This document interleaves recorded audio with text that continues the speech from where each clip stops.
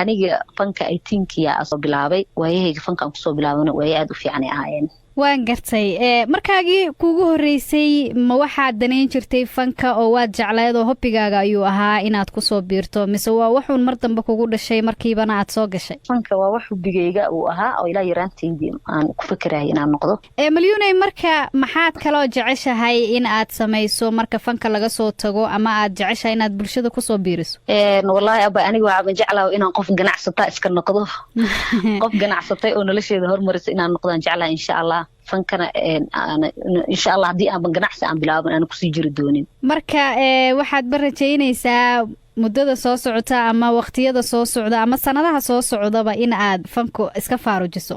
insha Allah malyuunay marka heesahaaga aanu dib ugu noqono heeso dhowra ayaad qaadaa ma jiraan heeso adiga ku quseeya ama adiga ka hadlaya abaayo heesahii horta aniga markaan qaaday heeso i quseeya ma jirin laakiin mararkii dambe waxaan arkay heeso igu soo noqday heeso waxa jira marka adiga aad qaadaysid aan saameyn kugu lahayn laakiin marka dambe aad gadaal ka ogaanaysid micnaha heesaha ay lahaayeen marka heeso igu soo noqday way jiraan oo aniga macnaha qaar inay iga hadlaayaan aan u maleeyay markaan gadaal u dhageystay hees waxaa jirta caan baxday dhawaanahana bulshadu si aad ay ula haystaan fartaan doonaan qoraa saan yeelcidi ma dhahdo heestaasi hees sidee ku timid ayay tahay heeskaas abwaana ii keenay welibana aan isnaqaanaya ii keenay abwaanka wuxuu yiri heeskaana ku hay welibana waa ka micmicnaa inaan qaado macnaha waxaan dhahay hees fiican ma ahan camal isdhahay wax badan xataa ma arkino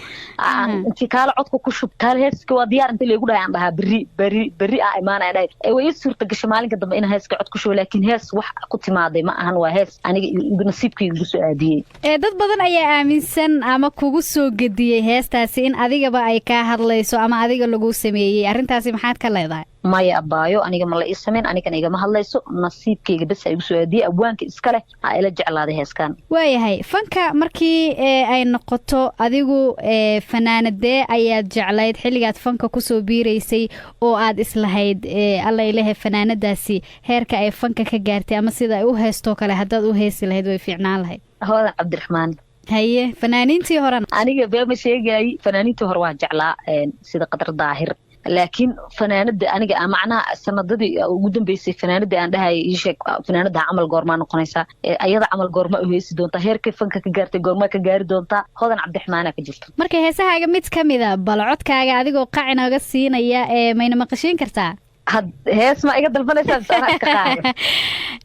mid uun adiga inoo soo qabo markaa kuu fudud ama niyadaadaba ku jirta hadda heesahaagana kamida kuma dayn kuma nicin hadarale kuma gabin balse nolosha dunidiyo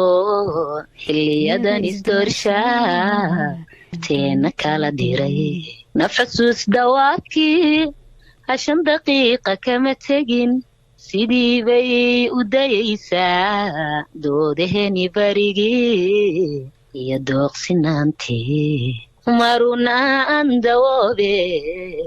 soo deg soo dhawow soo dabac dabiibo soo durug macaano alla ilahe malyuunay